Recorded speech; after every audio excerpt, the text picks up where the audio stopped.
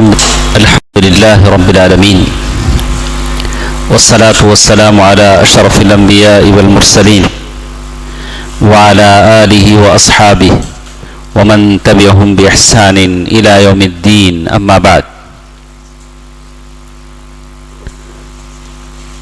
اللہ تبارک و تعالی جو کچھ علم عقیدے کا علم جو ہم پر واجب ہے یہ ہم سیکھ رہے ہیں.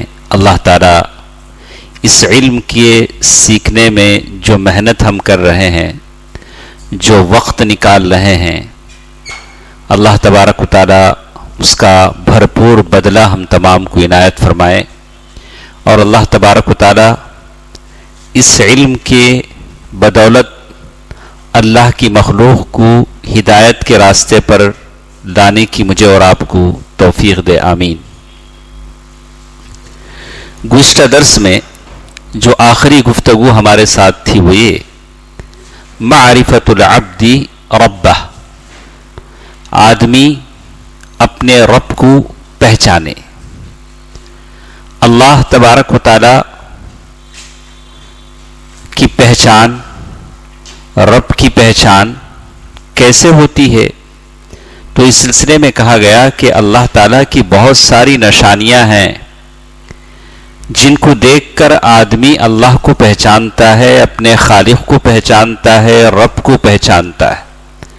یہ نشانیاں دو طرح کی ہیں، ایک کونیہ اور ایک شرعیہ. کونیہ سورج، چاند، ستارے، زمین، چرند پرند، جتنی چیزیں ہیں.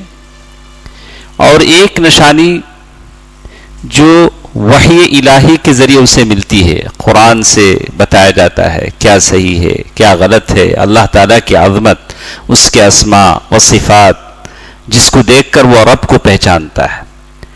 اللہ کو جب پہچانے گا اخلاق سدھر جائیں گے، معاملہ سدھر جائے گا. انسان گناہ کیوں کرتا ہے؟ اس لیے کہ وہ اللہ سے ناواقف ہے، پہچانتا نہیں. وما قدر اللہ حق قدرہ، حقیقت میں انہوں نے اللہ کو پہچانا ہی نہیں.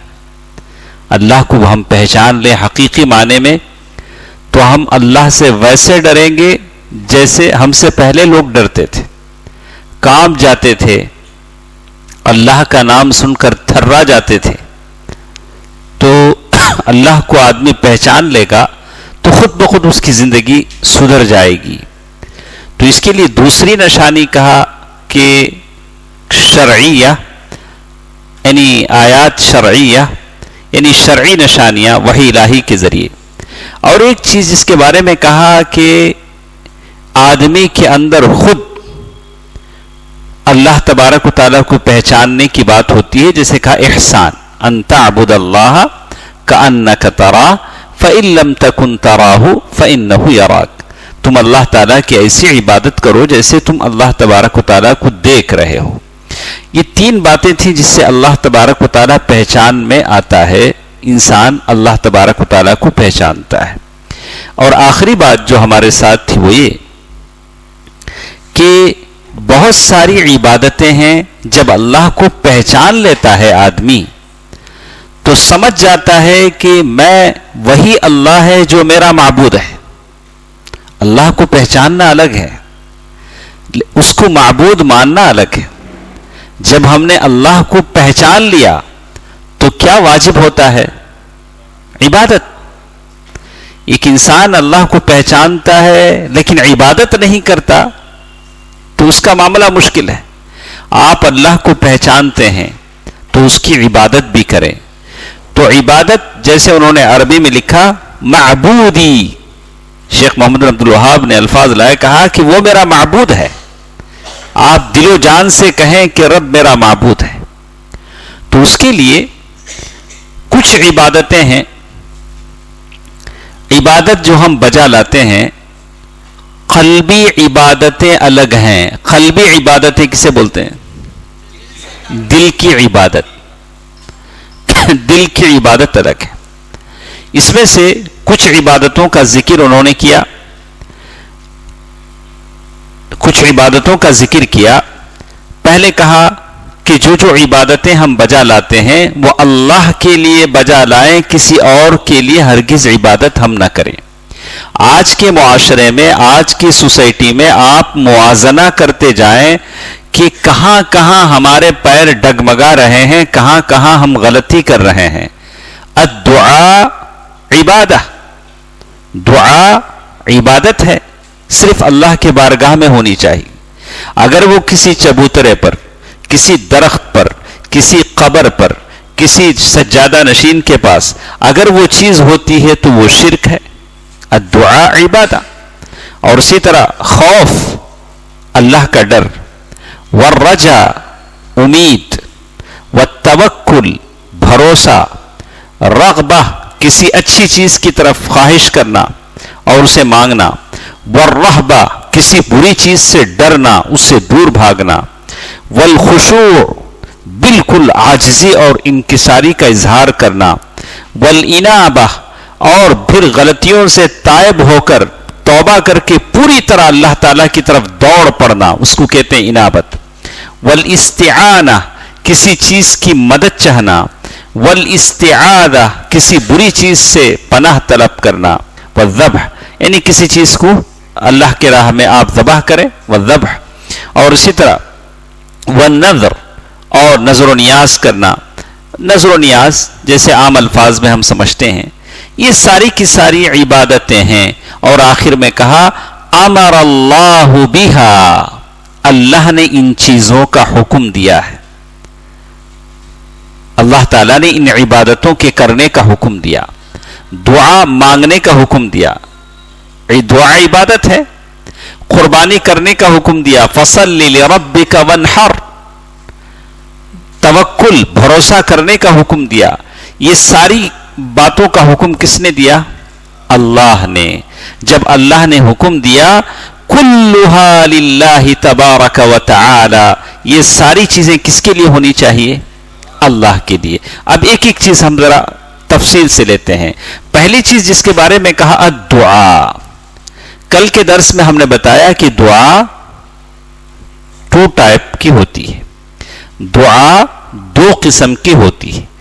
ایک دعاء المسئلہ اور ایک دعاء العبادہ. ایک دعا ایسی ہے جس میں آپ اللہ سے سوال کر رہے ہیں، مانگ رہے ہیں، اہدنا الصراط المستقیم، یا اللہ مجھے سیدھا راستہ بتلا. دعا ہے، لیکن اس میں آپ کیا کر رہے ہیں؟ اللہ سے ہدایت مانگ رہے ہیں. اس کو کہا دعاء المسئلہ. اللہ سے روزی مانگ رہے ہیں، اللہ سے بچے مانگ رہے ہیں. کہا کہ یہ دعاء المسئلہ ہے جس میں آپ سوالی ہیں، اللہ تعالیٰ سے سوال کر رہے ہیں. اور ایک ہے دعاء العبادہ، آپ دعا کر رہے ہیں لیکن وہ عبادت کے طور پر کر رہے ہیں. کیسے؟ الحمدللہ رب العالمین، الحمدللہ رب العالمین. یہ دعا ہے. سورہ فاتحہ آپ پڑھ رہے ہیں لیکن یہ کیا ہے؟ دعا ہے. دعا کی کون سی قسم ہے؟ دعاء العبادہ ہے. سورۃ الفاتحہ دونوں دعاؤں کی دلیل ہے، دعاء العبادہ کی بھی اور دعاء المسئلہ. دعاء العبادہ کی بھی اور دعاء المسئلہ کی بھی. آپ سمجھ چکے ہیں رفیق بھائی؟ دعا کی کتنی قسم ہے؟ 2 قسم ہے.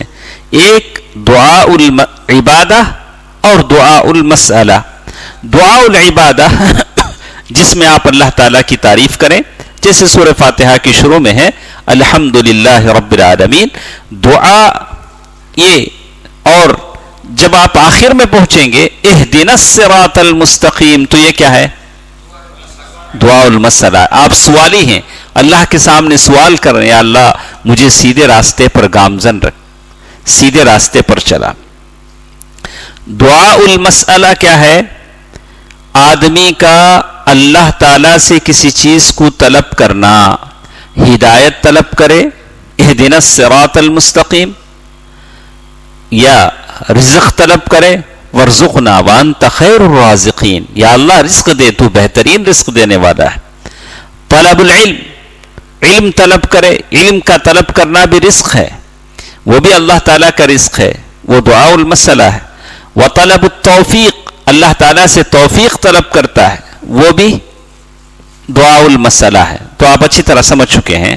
اور اس کے بعد انہوں نے ایک آیت آپ کی کتاب میں پیش کی, سورۃ الجن کی آیت ہے, آیت نمبر 18 آپ کے ٹیکسٹ میں ہے, وہ آپ دیکھ لیجئے, جس میں کہا وَأَنَّ الْمَسَاجِدَ لِلَّهِ فَلَا تَدْعُوا مَعَ اللَّهِ أَحَدًا, بے شک مسجدیں اللہ تبارک و تعالیٰ کے لیے ہیں, ان میں آپ کسی اور کو ہرگز نہ بلائیں, ہرگز نہ پکاریں.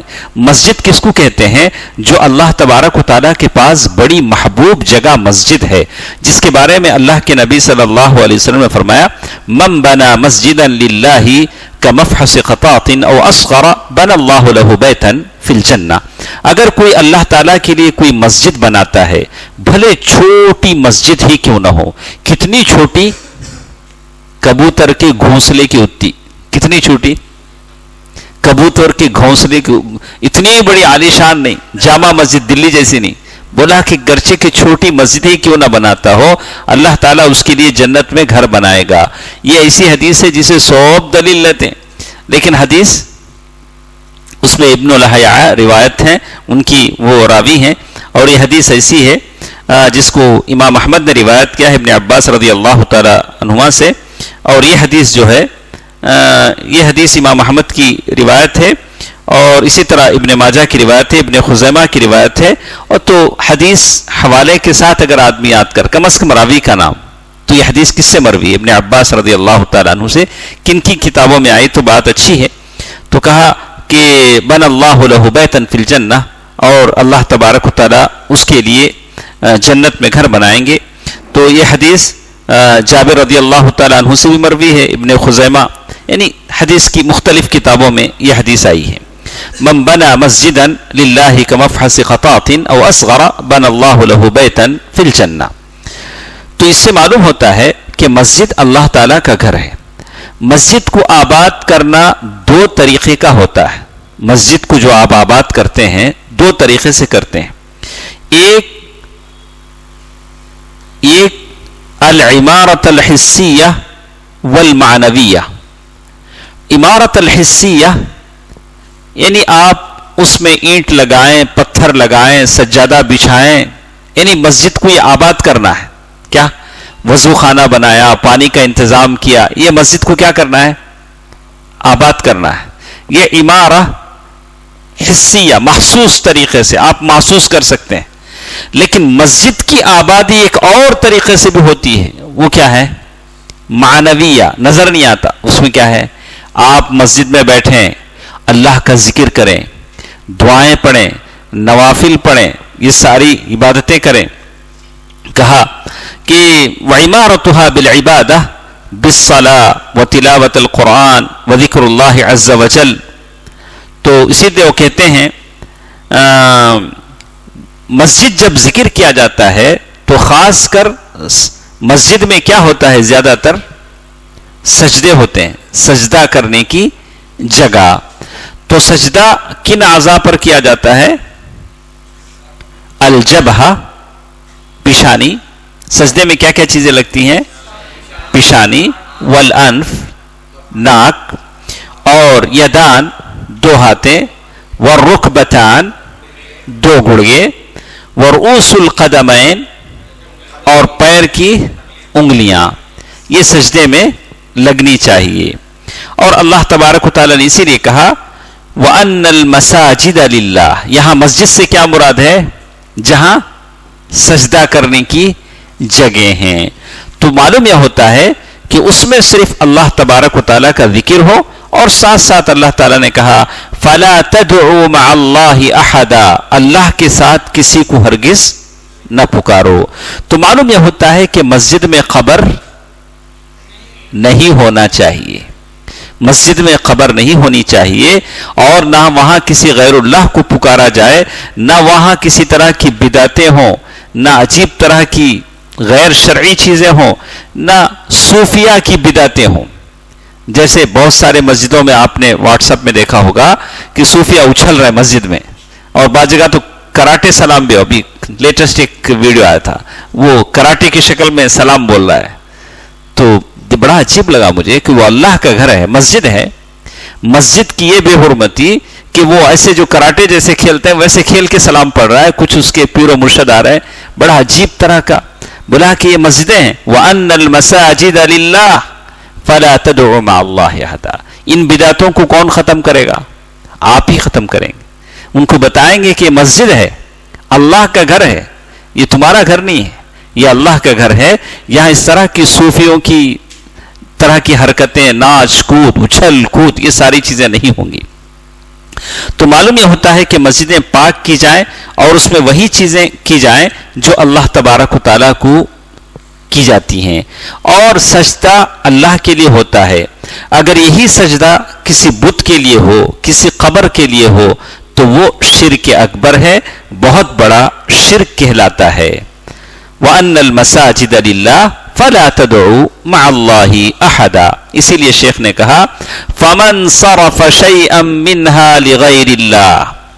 اگر کوئی شخص جو عبادتیں ذکر کی گئی ہیں، توکل، رجا، امید، استعانہ، استغاثہ، اگر کوئی کسی اور کے لیے کرتا ہے تو وہ مشرک ہے، کافر ہے. اس میں سے پہلی قسم کیا بولا انہوں نے؟ دعا کی دو قسم. اگر دعا کسی اور کے سامنے ہوتی ہے تو وہ غلط ہے، اور قرآن مجید کی آیت انہوں نے پیش کی وَمَن يَدْعُ مَعَ اللَّهِ إِلَٰهًا آخَرَ لَا بُرْهَانَ لَهُ بِهِ فَإِنَّمَا حِسَابُهُ عِندَ رَبِّهِ إِنَّهُ لَا يُفْلِحُ الْكَافِرُونَ. سورة المؤمنون آیت نمبر 117. سورة المؤمنون آیت نمبر 117 جو دعا کے طور پر انہوں نے ذکر کیا. وَقَالَ رَبُّكُمْ، تمہارا رب تمہیں حکم دیتا ہے کس بات کا؟ ادعونی، مجھ سے دعا کرو. میں اپنے نوجوان دوستوں سے، میرے بہنوں سے ایک بات کہنا چاہتا ہوں. خواتین کا تو معاملہ الگ ہے، لیکن ہم جو لوگ ہیں، اور صحیح ہے کہ نماز کے بعد ہمارے پاس اجتماعی دعا نہیں ہے، ٹھیک ہے، لیکن آدمی تو اللہ کے پاس دعا تو کرنا چاہیے نا. ہم لوگ دعا کرنے میں بہت پیچھے ہیں، خاص کر ہمارے جو بچے ہیں، ہم ہیں، دعا اللہ سے دعا کرنے میں بہت پیچھے. سب سے بابرکت محفل، سب سے عظیم مجلس کون سی ہے؟ فرض نماز کے بعد جو آپ بیٹھتے ہیں اللہ کے پاس، وہ بہت بابرکت محفل ہے. کچھ دیر جو آپ بیٹھتے ہیں، فرشتے آپ کے لیے دعا کرتے ہیں، اللہم اغفر لہ، اللہم ارحم، یا اللہ اس کو معاف فرما، یا اللہ اس پر رحم فرما. اتنی بابرکت محفل چھوڑ کے آدمی بھاگتا ہے اور اللہ کے بارگاہ میں دعا نہیں کرتا. اس میں بہت ہم لوگ پیچھے ہیں، اس کا احساس ہونا چاہیے. اللہ تبارک و تعالیٰ کہتے ہیں کہ آپ دعا کیجئے، ادعونی، میں قبول کروں گا. اور جیسے اللہ تبارک و تعالیٰ نے کہا کہ ہم دعا سے مستغنی نہیں ہیں، ہمیں ہر ایک کو دعا کرنا چاہیے. اسی لیے ایک شاعر کہتا ہے اللہ یغضب حین ترکت سوالہ، اللہ کو غصہ آتا ہے جب تم اللہ سے نہیں مانگتے ہو. جب تم مانگتے نہیں ہو تو اللہ کو غصہ آتا ہے. وَبَنِي آدم حین یسأل یغضب، آدم کی اولاد کی عادت یہ ہے کہ اس سے مانگا جاتا ہے تو وہ غصے میں آ جاتا ہے، اللہ سے مانگا نہیں جاتا ہے تو اللہ غصے میں آتا ہے. جیسے ہم کسی سے مانگنے جائیں، آپ صرف ملاقات کے لیے آنا ہے تو آؤ، مانگنے کے لیے آنا ہے تو آؤ نہ قبول. ہم لوگ کیا بولتے لوگوں سے؟ آپ بار بار ایسا مانگنے کے لیے آ رہے ہیں تو ایسا مت آئیے، صرف ملاقات کے لیے آنا ہو تو آئیے. انسان مانگنے والے سے ناراض ہو جاتا ہے، اللہ نہ مانگو تو ناراض ہو جاتا ہے. تو ہم اس سے مانگے جو دے سکتا ہے، دینے والا ہے، اور جس کے ہاتھوں میں سارے خزانے ہیں. خزائن السماوات والارض، آسمان و زمین کے خزانے اللہ کے ہاتھ میں ہیں. مقالید السماوات، آسمان و زمین کی چابیاں اللہ تعالیٰ کے ہاتھ میں ہیں. تو اللہ تبارک و تعالیٰ سے آدمی کو دعا کرنی چاہیے. اور اسی لیے کہا الدعاء هو العبادہ، دعا ہی کیا ہے؟ عبادت ہے. دعا ہی عبادت ہے. اس کا معنی کیا ہے؟ دعا ہی عبادت ہی کا معنی کیا ہے؟ صرف دعا کریں بس ہے اور کچھ نہیں کرنے کی ضرورت. جیسے کہا گیا الحج عرفہ. سارا حج کیا ہے؟ عرفہ ہے. صرف عرفے میں رہ جاؤ بس ہے، اور کہیں مت جاؤ. تو اس کے بولنے کا مطلب یہ ہے کہ عبادت کے جو کئی چیزیں ہیں اس میں دعا بہت اہم چیز ہے. دعا بہت اہم چیز ہے، بہت چیزیں ہیں، اور اسی لیے ان کا الدعاء هو العبادہ. تو اس سے معلوم ہوتا ہے کہ دعا کی بہت بڑی عظمت ہے اور اس کا مقام ہے. تو اللہ کے بارگاہ میں آدمی کو بار بار دعا کرنا چاہیے. اور اس کے بعد کچھ چیزیں شیخ نے فرمائی ہیں. یہ تو ہوئی پہلی چیز، کون سی؟ دعا. دوسری چیز کیا ہے؟ خوف. خوف و دلیل الخوف، اللہ تبارک و تعالیٰ کا ڈر. کیا ہے؟ اللہ کا ڈر. اللہ تبارک و تعالیٰ سورۃ آل عمران 175 سورۃ آل عمران، جس میں اللہ تبارک و تعالیٰ کہتے ہیں انما ذالکم الشیطان یخوف اولیاءہ فلا تخافوہم وخافون ان کنتم مؤمنین. یہ شیطان ہے. شیطان یہاں اللہ تبارک و تعالیٰ نے خوف کی بات کہی، فلا تخافوہم، تم ان سے مت ڈرو، وخافونی، مجھ سے ڈرو. اللہ تعالیٰ کیا کہتے ہیں؟ مجھ سے ڈرو، وخافونی ان کنتم مؤمنین، اگر تم صحیح معنی میں مومن ہو. سبب نزول کیا ہے؟ احد کی جنگ ہوئی، مسلمان بہت سارا نقصان ہوا مسلمانوں کا، اور کافر جاتے جاتے ان کی نیتیں بدلی. انہوں نے کہا کہ ہم نے تو مسلمانوں کو شکست دے دی، کیا ہی اچھا ہو کہ ہم پھر واپس مدینہ جائیں اور بالکل مسلمانوں کی بیخ کنی کر دیں، ختم کر دیں. تو اللہ کے نبی صلی اللہ علیہ وسلم احد کی جنگ سے واپس آنے کے بعد پھر دوبارہ کچھ ہی دیر کے بعد پھر ان کے پیچھا کرنے کے لیے نکلے، اور پھر کافروں کی ہمت اور کمر ٹوٹ گئی اور پھر وہ واپس مکہ بھاگ گئے. تو شیطان ایک طرح کا خوف مسلمانوں کے دلوں میں ڈال رہا تھا. تو انہوں نے کہا فلا تخافوہم وخافونی ان کنتم مؤمنین. خوف دعا کی کتنی قسمیں ہیں؟ دو. خوف کی بھی اتنی ہی قسمیں ہیں. ایک خوف العبادہ، خوف الطبیعی، ایک ایسا ڈر جو عبادت کے طور پر ہو.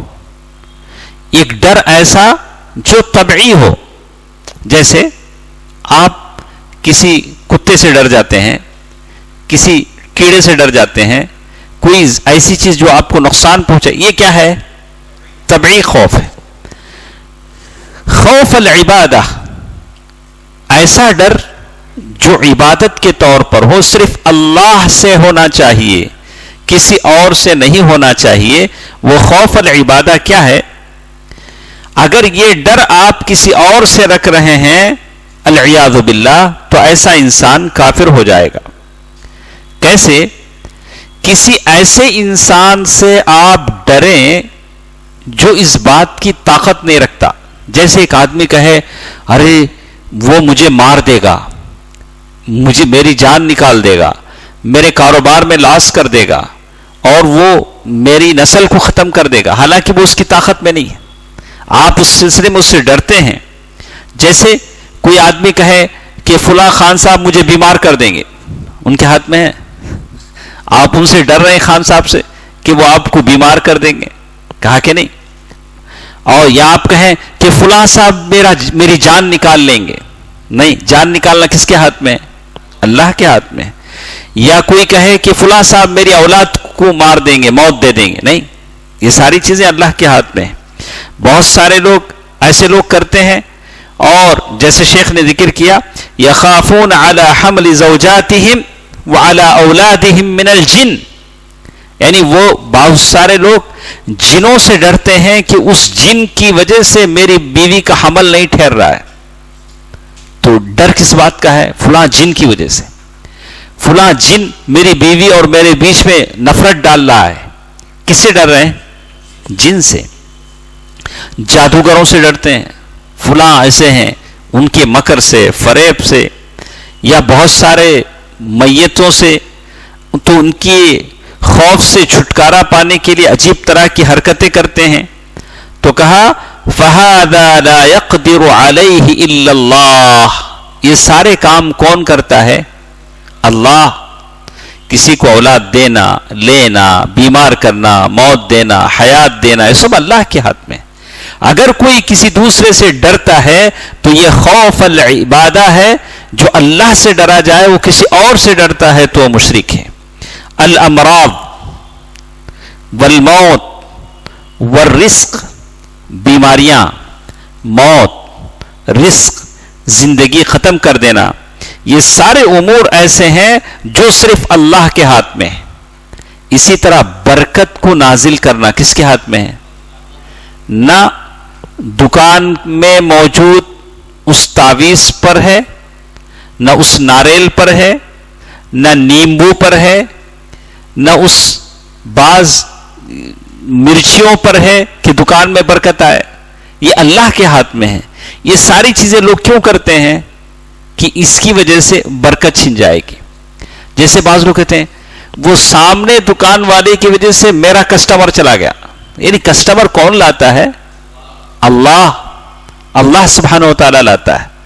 تو اس کے لیے وہ طرح طرح کے کام کرتا ہے جو شرک اکبر ہے. تو اسی لیے شیخ کہتے ہیں هذه امور لا تكون الا من اللہ عز وجل. یہ سارے کام ایسے ہیں جو اللہ تبارک و تعالیٰ کے لیے ہے. اگر کوئی اللہ تبارک و تعالیٰ سے ڈرنے کے بجائے ان چیزوں سے ڈرتا ہے تو یہ شرک اکبر ہے. جیسے بہت سارے ہیں خبروں سے ڈرتے ہیں اور شیاطین سے ڈرتے ہیں ان کو کوئی نقصان پہنچے گا. جیسے بہت سارے کہتے ہیں کہ اگر میں فلاں جانور ذبح نہ کروں تو میرا لاس ہو جائے گا. اس کے لیے بہت سارے عیدیں لوگوں نے بنا لی، 11ویں ہیں، پتہ نہیں کیا کیا چیزیں، اور وہ کرتے اس لیے ہیں کہ ان کے کاروبار میں برکت ہو. اور مرغی ذبح کرنا، درگاہوں پر ذبیحہ ذبح کرنا، صرف ان چیزوں سے ڈر کر، خوف کی وجہ سے. اور خوف عبادہ ہے جو صرف اللہ تبارک و تعالیٰ سے ہونی چاہیے. تو معلوم یہ ہوتا ہے کہ جو شخص خبروں سے، اولیاء سے، شیاطین سے اور جنوں سے ڈرتا ہے اور ان کے لیے ساری تقرب کے لیے قربانیاں کرتا ہے اور بہت سارے کام کرتا ہے، ان کے لیے ذبح کرتا ہے، نظر و نیاز کرتا ہے، مختلف کھانے بنا کے لے جاتا ہے، خبروں پر چڑھاوے چڑھاتا ہے ڈر کر کہ ان کو میں خوش کروں گا تو میں بچ جاؤں گا. تو یہ جیسے ان کی ہنڈیوں میں پیسہ ڈالتا ہے، نہیں، وہاں جو چندے کے باکس ہوتے ہیں اس میں پیسہ ڈالتا ہے. کیوں ڈالتا ہے؟ ڈر کر، ان سے ڈر کر. تو کہا کہ ان کے شر سے محفوظ رہنے کے لیے یہ ڈر ہے جو خوف العبادہ کہلاتا ہے. اگر یہ آدمی اللہ کے علاوہ کسی اور سے ڈرتا ہے تو وہ کیا ہے؟ مشرک ہے. اس طرح اور ایک ڈر جو ہم نے کہا الخوف الطبیعی، جیسے کوئی آدمی سانپ سے ڈرتا ہے، بچھو سے ڈرتا ہے یا کسی دشمن سے ڈرتا ہے، یہ ڈر شرک نہیں کہلایا جاتا، یہ خوف ہے. جیسے اللہ تبارک و تعالیٰ نے بھی قرآن مجید میں کہا، موسیٰ علیہ السلام کے تعلق سے کہا فَخَرَجَ مِنْهَا خَائِفًا يَتَرَقَّبُ. سورۃ القصص اللہ تعالیٰ نے آیت نمبر 20 پر 1، جس میں اللہ نے کہا کہ موسیٰ علیہ السلام ڈرتے ہوئے نکلے مصر سے. انجانے میں کسی کی جان نکل گئی تو ڈرتے ہوئے مدین کی طرف نکلے. خائفًا يترقب. تو معلوم یہ ہوتا ہے مدین کی طرف نکلے. تو یہ ڈر موسیٰ علیہ السلام کا طبعی ڈر تھا. تو اس طرح سے آیت نمبر 20 پر 1 سورۃ القصص معلوم. اچھا، تو کتنی عبادتیں ہوئی؟ 2 عبادتیں. پہلی عبادت کون سی پڑھے؟ دعا. یہ دوسری عبادت کون سی؟ خوف. خوف 2 طرح کے ہیں، یہ خوف عبادہ، یہ خوف طبعی. خوف طبعی پر اللہ تعالی ہماری پکڑ نہیں کرے گا البتہ، لیکن خوف طبعی میں بھی بہت سارے ایسے ہیں اپنے اونر سے، باس سے اتنا جیسے اللہ کے حکم پر دوڑ پڑتے ہیں، اذان ہو جیسے نماز کے لیے ویسے دوڑتے ہیں. ارے یجمان بلائے، ارے یجمان ہی بلائے ہیں، اللہ تو نہیں بلایا نا.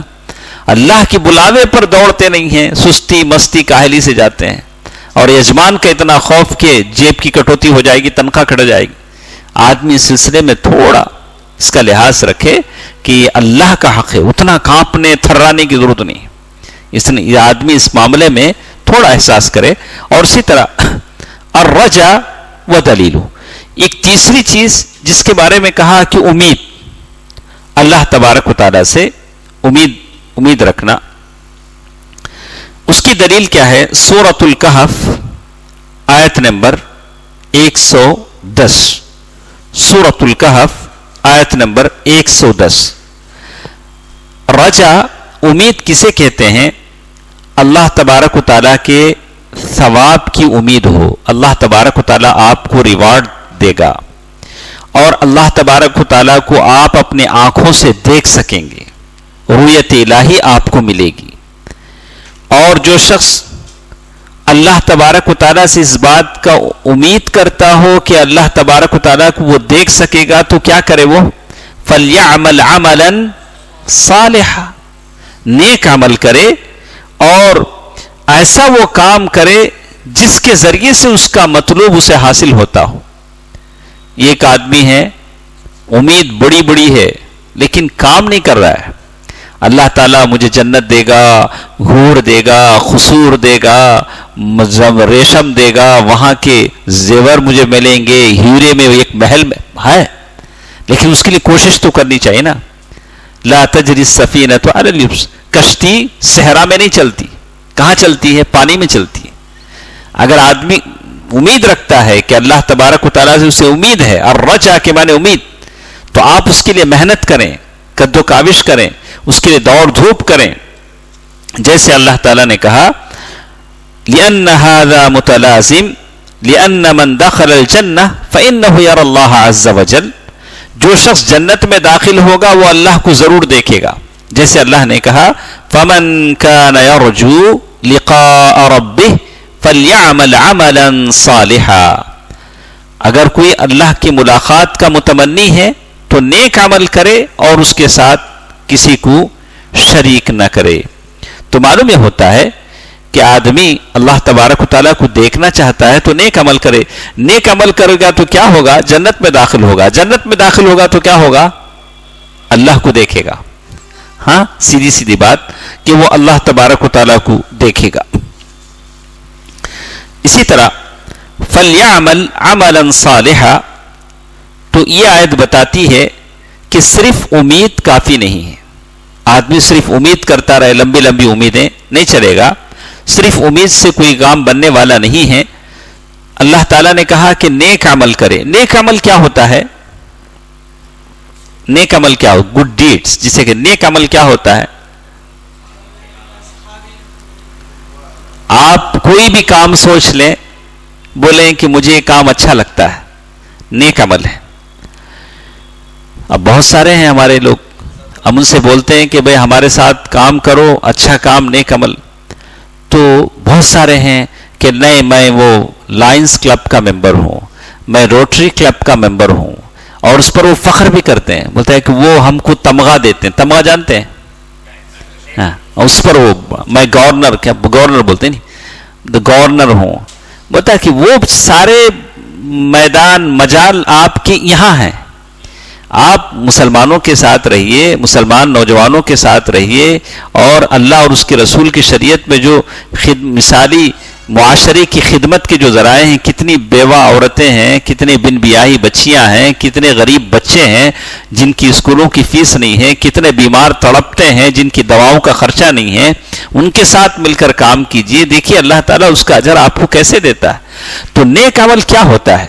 نیک عمل کی دو شرطیں انہوں نے یہاں بتائی۔ شیخ نے کہا الاخلاص لہ عز وجل، آپ جو بھی آپ کام کرنا چاہتے ہیں کس کے لیے کریں؟ اخلاص۔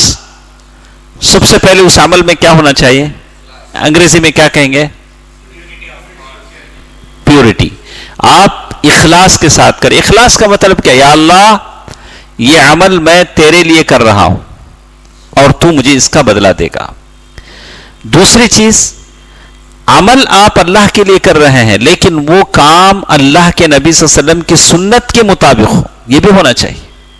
آپ نماز پڑھ رہے ہیں اللہ کے لیے پڑھ رہے ہیں، لیکن نماز کا طریقہ اللہ کے نبی صلی اللہ علیہ وسلم کے طریقے کے مطابق ہونا چاہیے، اس میں کوئی بدعت نہیں ہونی چاہیے۔ تو معلوم یہ ہوا کہ ایک اللہ سے جنت کی امید ہے، آپ نیکی کرنا چاہتے ہیں، نیکی کے لیے دو چیزیں شرط ہیں، ایک آپ کام میں اخلاص پیدا کریں، اور دوسری چیز کام اللہ کے نبی صلی اللہ علیہ وسلم کے طریقے پر ہو۔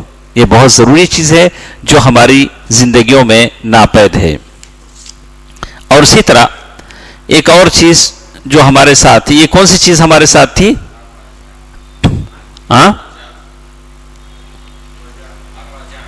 الرجا، رجا، اللہ تبارک و تعالیٰ سے آدمی امید کرتا ہے۔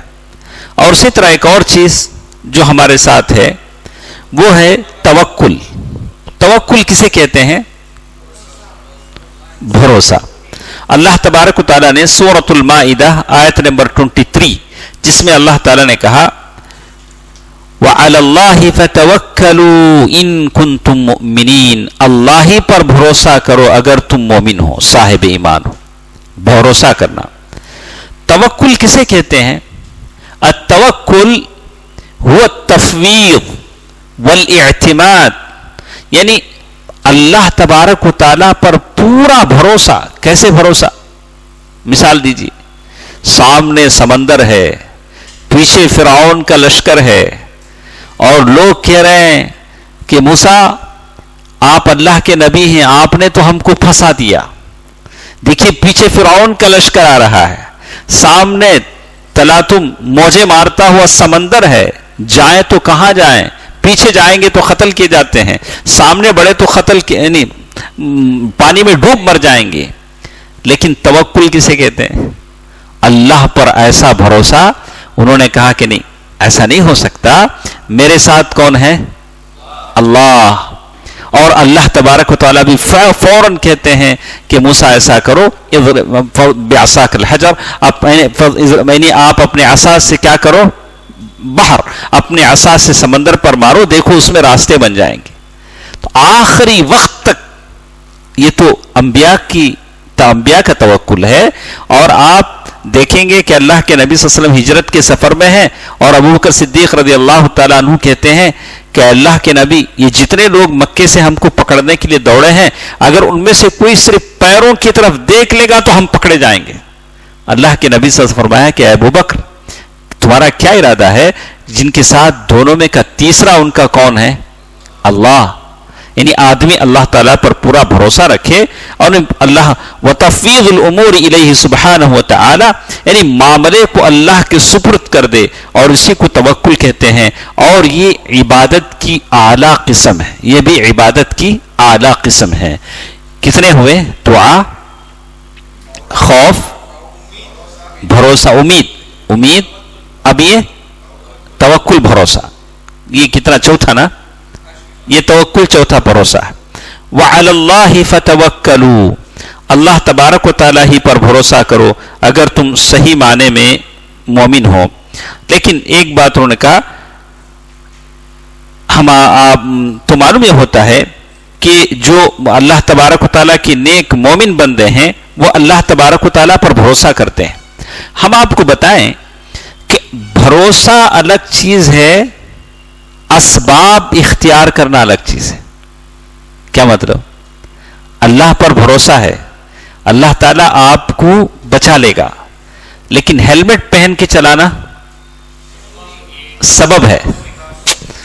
اللہ پر بھروسہ ہے، لیکن اپنے آپ کو بچانے کے لیے سبب اختیار کرنا، یہ اس پر کوئی ہیلمٹ پہن کے جا رہا، اب کیا جی اللہ پر بھروسہ نہیں، کیا جی ہیلمٹ پہن کے جاتے ہیں، وہ الگ چیز ہے، یہ الگ چیز ہے۔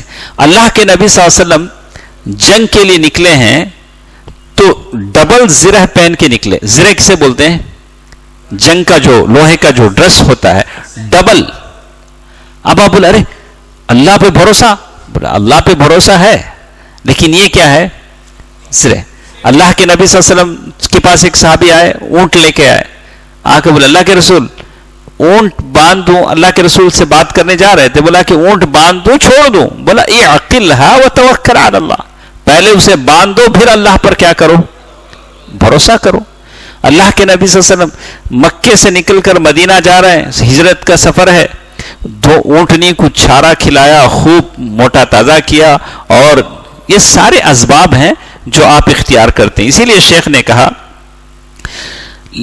لنعلم ان التوکل لا ينافی الاخذ بالاسباب.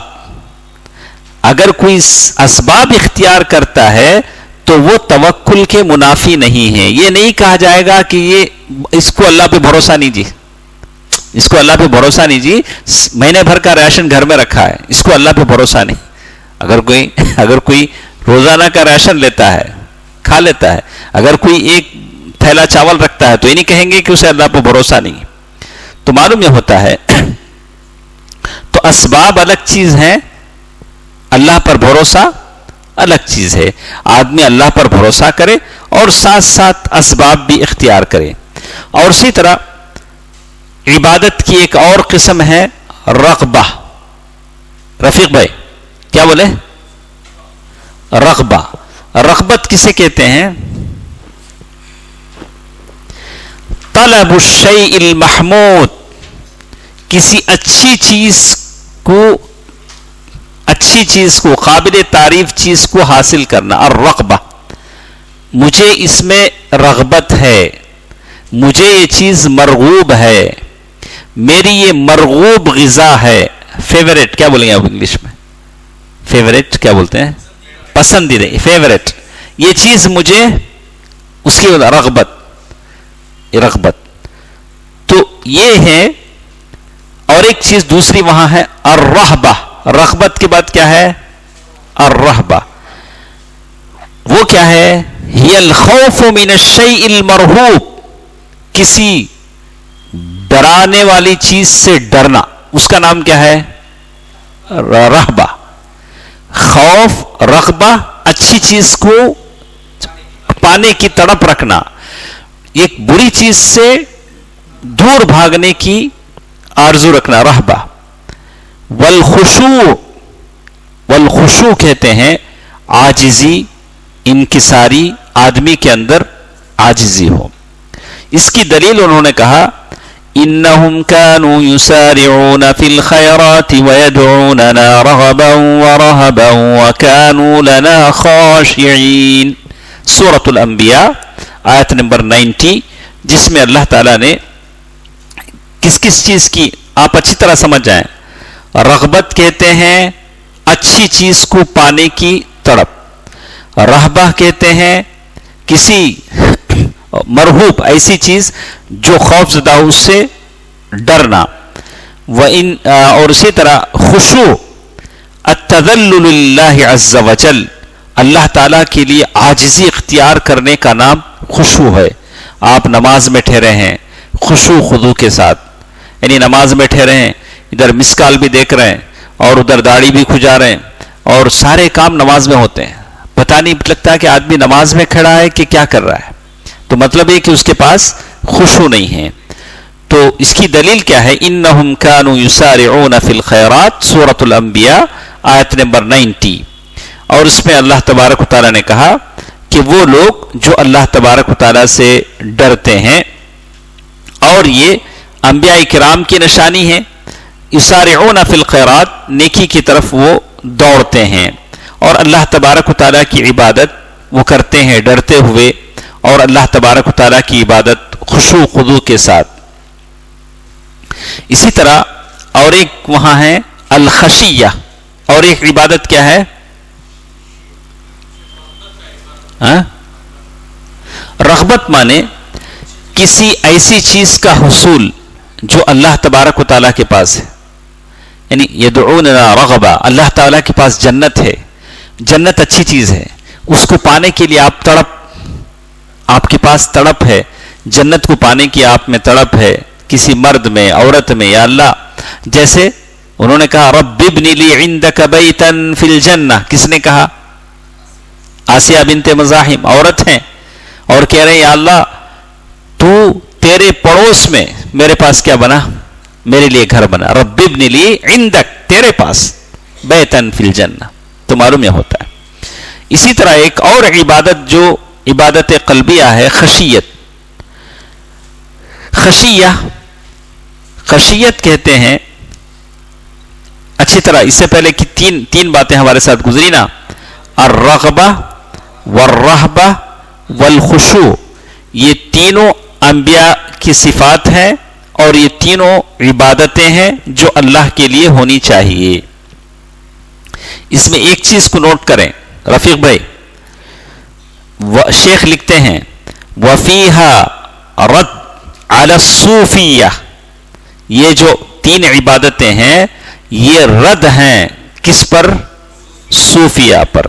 صوفیہ پر کیا رد ہے؟ صوفیہ کہتے ہیں نحن لا نعبد اللہ رغبتا فی ثوابہ ولا خوفا من عقابہ، ہم اللہ کی عبادت اللہ سے ڈر کر نہیں کرتے، اللہ کی جہنم سے ڈر کر، اللہ کی جنت کی طلب میں ہم لوگ اللہ کی عبادت نہیں کرتے، بس ہم اللہ کی عبادت کرتے ہیں. کون بولتے؟ صوفیہ. جیسے وہ رابعہ بصریہ کے بارے میں کہا کہ وہ لوٹا پانی لے کے جا رہی تھی، لوگوں نے پوچھا اماں کہاں جا رہے ہیں؟ بولی کہ میں جہنم کو بجھانے جا رہی ہوں، لوگ جہنم کے ڈر سے عبادت کر رہے ہیں اس لیے میں کہاں جا رہی ہوں. یہ سب قصے ہیں جو سننے میں بولنے میں اچھے لگتے ہیں، لیکن یہ جہنم کا ڈر انبیاء کی صفت ہے اور جنت کی طلب انبیاء کی صفت ہے. تو اس طرح صوفیوں کا یہ عقیدہ غلط ہے کہ ہم لا نعبد رغبتا فی ثوابہ ولا خوفا من عقابہ وانما نعبده محبتا له فقط، ہم صرف اللہ کی محبت میں اس کی عبادت کرتے ہیں. یہ کون بولتے ہیں؟ صوفیہ بولتے ہیں. تو شیخ اسی لیے کہتے ہیں ھذا کلام باطل، یہ کلام کیا ہے؟ باطل کلام ہے. لأن الانبیاء يدعون اللہ رغبا ورہبا وهم اکمل الخلق، انبیاء علیہم السلام جو سارے لوگوں میں سب سے افضل تھے، وہ جنت کی طلب میں عبادت کرتے تھے، جہنم سے ڈر کر عبادت کرتے تھے. تو پھر آپ اور ہم، تو اس طرح صوفیوں کی یہ بات غلط ہے. اور اسی طرح ایک اور چیز ہے الخشیہ. خشیت نوع من الخوف، یہ بھی خوف کے معنی کیا ہے؟ ہم اس سے پہلے ڈر، فیئر آف اللہ، اللہ کا ڈر. وہی اخص من الخوف. الخشیہ خوف یشوبہ تعظیم. کیا فرق ہے؟ دقیق فرق ہے. دقیق معنی تھوڑا باریک فرق ہے خوف میں خشیت میں. ڈر ہی بولتے، تھوڑا فرق ہے. فرق سمجھیں گے؟ تھوڑا فرق ہے. دیکھو بولتا ہوں، خوف کے معنی کیا؟ فیئر. خشیت کے معنی ڈر. خشیت خوف سے تھوڑا اسپیشل ہے. اس میں کیا ہے؟ عظمت کے ساتھ ڈرنا، تعظیم ملی ہوئی ہے. اللہ کی عظمت کیا ہے؟ خشیت میں ملی ہوئی ہے، خوف میں نہیں ہے.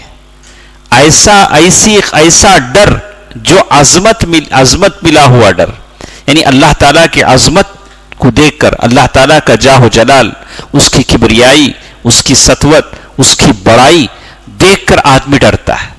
یہ کیا ہے؟ خشیت ہے، خشیت الہی. خوف کیا ہے؟ جہنم کا خوف، پلسرات کا خوف، یہ خوف ہے. سمجھ میں آیا؟ تھوڑا سمپل.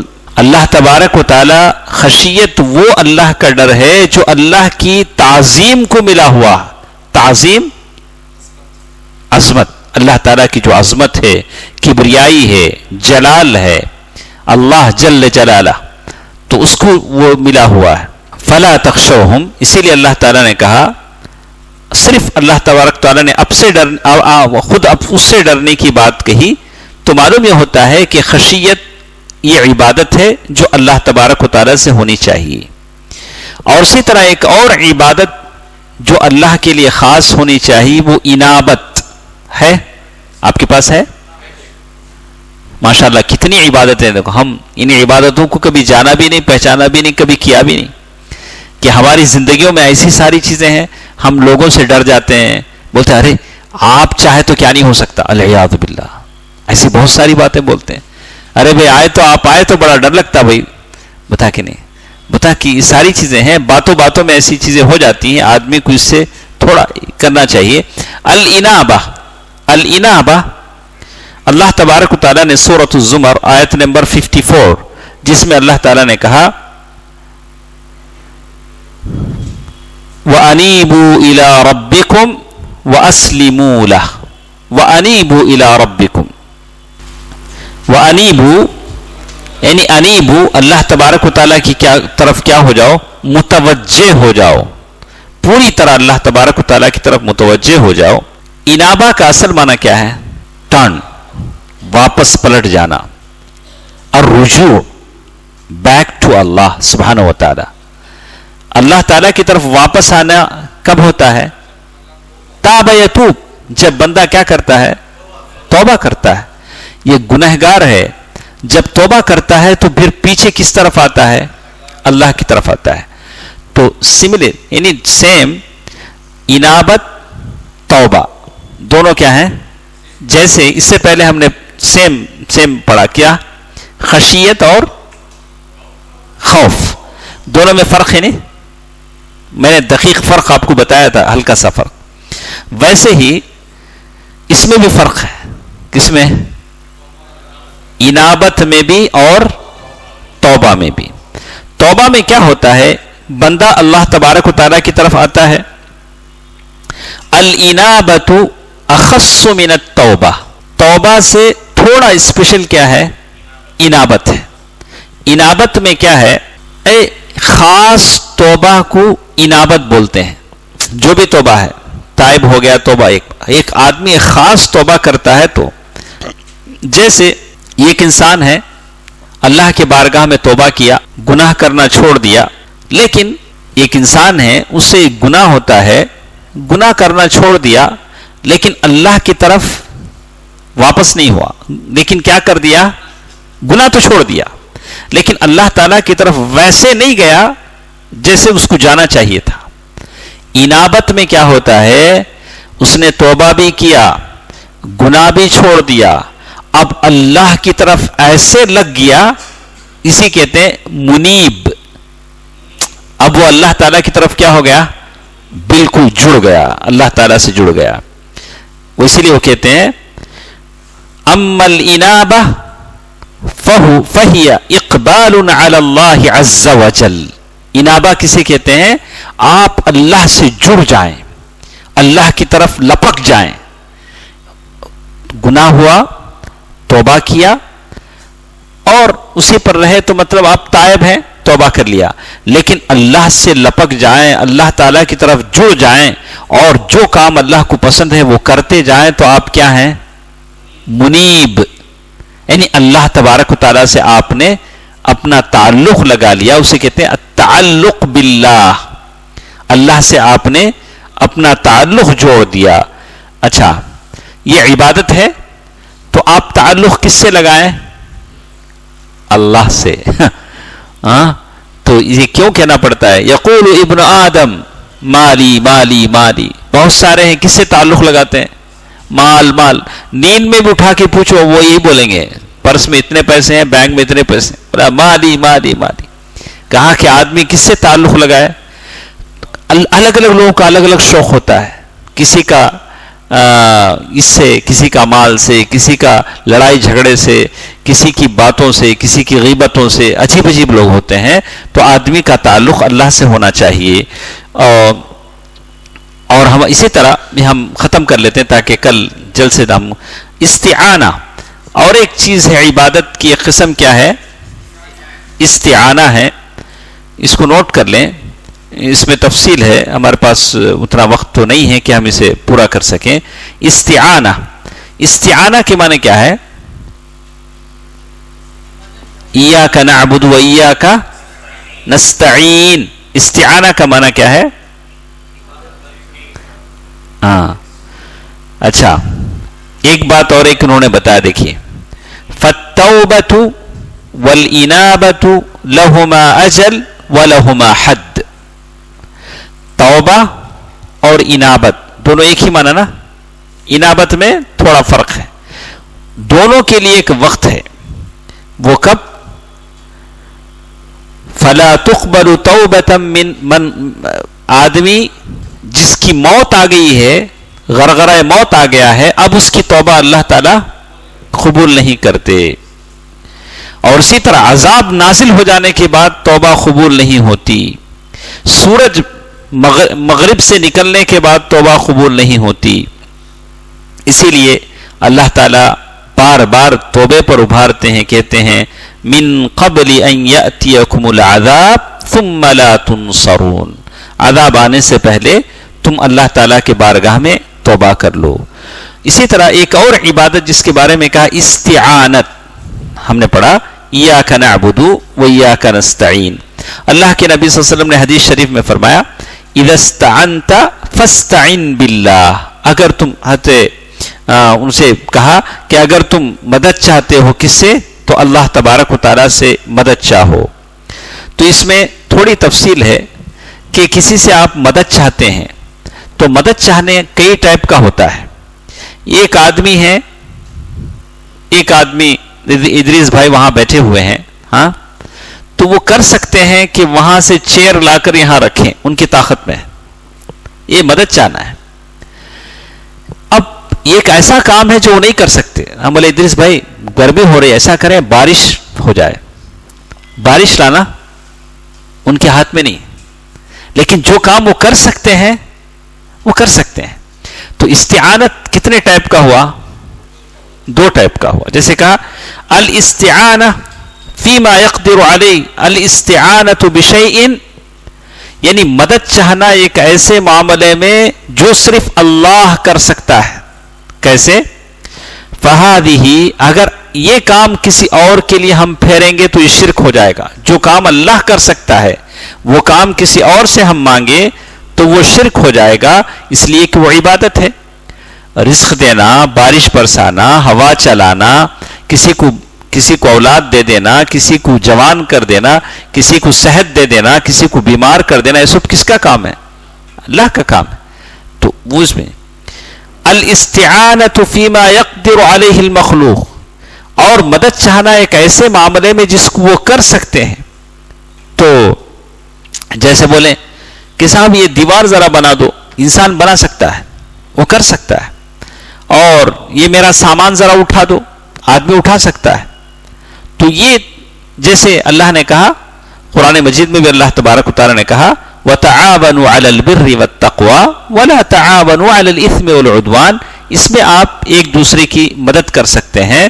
تو استعانہ، اللہ تبارک و تعالیٰ جس مدد مانگنے سے منع کرتے ہیں وہ کیا ہے؟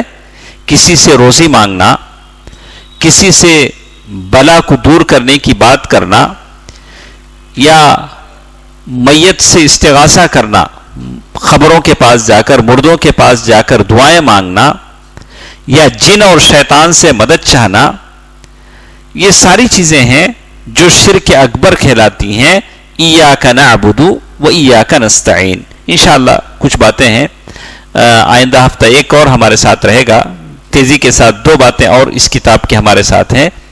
ایک ہے کہ یہ سلسلہ جس میں ہم چل رہے ہیں معرفت العبد ربہ، آدمی کا اپنے رب کو پہچاننا. تو اس میں ہم نے پڑھا پہلے اللہ تبارک و تعالیٰ کی تعریف پڑھی، اور پھر کیا کیا عبادتیں ہیں جو اللہ کے لیے خاص ہم کریں. تو ان عبادتوں میں سے ہم نے پڑھا دعا، خوف اور امید، رجا، توکل، رغبہ، رہبہ، خشیہ. تو اور یہ جو چیزیں ہیں استعانہ، آخری چیز کیا پڑھا ہم نے؟ اور اسی کے ساتھ ہے استعاذہ، اور ایک استعاذہ بہت اہم، یہ دو عبادتیں بہت اہم ہیں. اس کے بعد اور ایک عبادت ہے استغاثہ، غوث یعنی مدد چاہنا، دہائی دینا. یہ تین عبادتیں اور ہیں. اور ایک عبادت ہے الذبح، ذبح کرنا. کتنی ہوئے؟ الذبح یعنی آدمی ذبح کرتا ہے. چار. اور کتنی عبادتیں باقی ہمارے پاس؟ النظر بھی ہے نا آخری. 5 عبادتیں ہمارے پاس باقی ہیں. ان کی دلیل یہ بھی باقی ہے. آئندہ انشاءاللہ پھر انشاءاللہ وہ ہفتے میں ہم ختم کر لیں گے وہ یہ 5 عبادتیں. اور اس کے ساتھ دوسرے مرحلے پہ ہم جائیں گے معرفت العبد دینہ، دین کو پہچاننا. مراتب الدین کیا کیا ہے، دین کی کچھ اہم باتیں. ذرا مشکل ہے، کوشش کریں گے انشاءاللہ آئندہ ہفتے ختم کر کے دوسری کتاب ہم لیں گے. جو سوالات میں آپ کو بھیج رہا ہوں آپ وہ سوالات کو ذرا فالو کیجئے. صبح بھی میں نے بھیجنے کی کوشش کی لیکن وہ ڈیلیٹ ہو گیا فائل، تو انشاءاللہ پھر میں دوبارہ بھیجتا ہوں. تو آپ ان سوالات کو دیکھیے. اور آخری چیز ہمارے پاس رہتی ہے اللہ کے نبی صلی اللہ علیہ وسلم کی پہچان. اللہ تعالیٰ جو کچھ ہم پڑھتے ہیں اسے سمجھنے اور عمل کرنے کی توفیق دے. آمین.